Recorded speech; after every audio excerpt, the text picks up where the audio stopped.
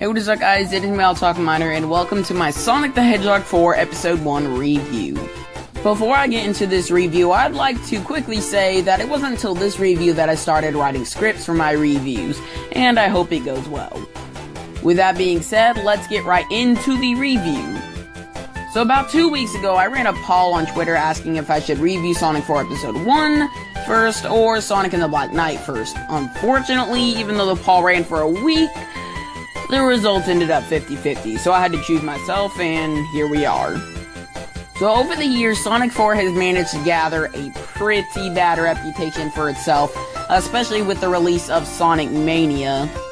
When I first got this game, I thought it was amazing. However, as I've gotten older and have actually started to compare Sonic 4 to the classics, I've come to dislike the game more and more.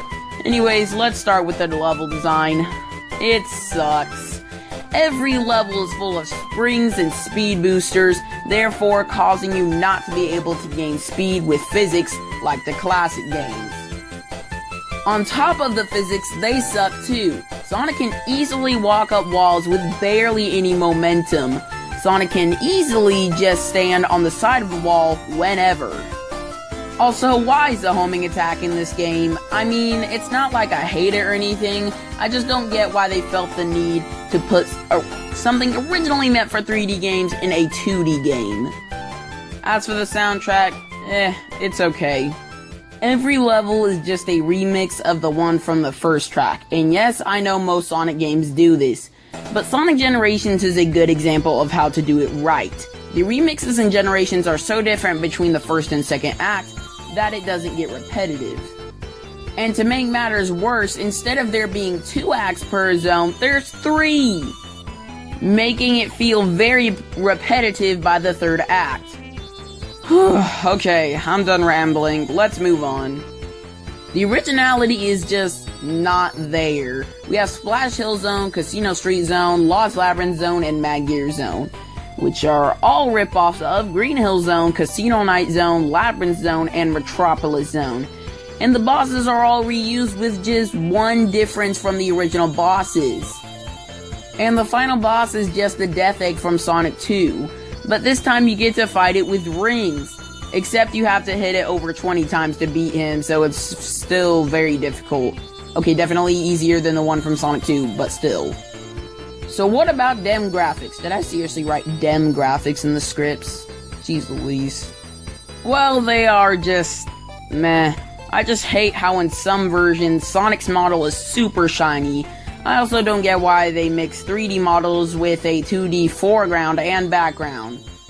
The graphics aren't good, they're not bad either. Like I said, they're just kinda meh.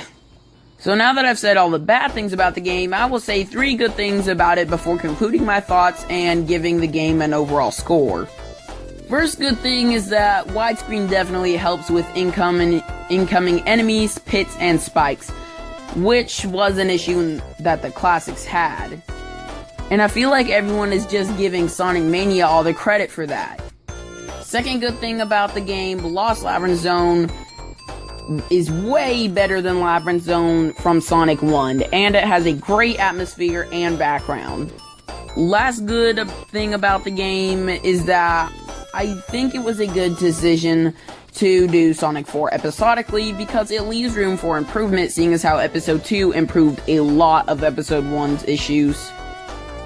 Well, that concludes my thoughts on this game, and as you can tell, I don't like the game very much. For anyone who likes the game, that's good. That means you can see value in a game that I can't. Plus, this is just my opinion. Well, here we go. The final score for Sonic 4 Episode 1 is a 5.0 out of 10. Mediocre. Hey guys, thank you so much for watching this video, and I'm sorry if I stumbled with some of my words in this video, seeing as how this is my first time doing a review, or just any video in general, while using scripts. And if the video seemed kinda short, it's not because I didn't want to write super long scripts or anything, or because I didn't have time.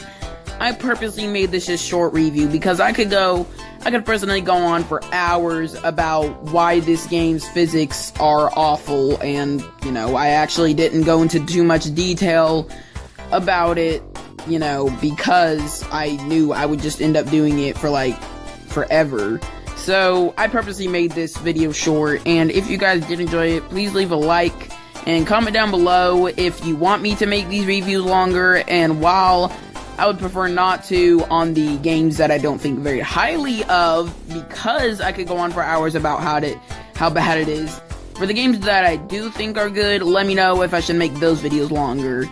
It's sort of like my Sonic Generations review.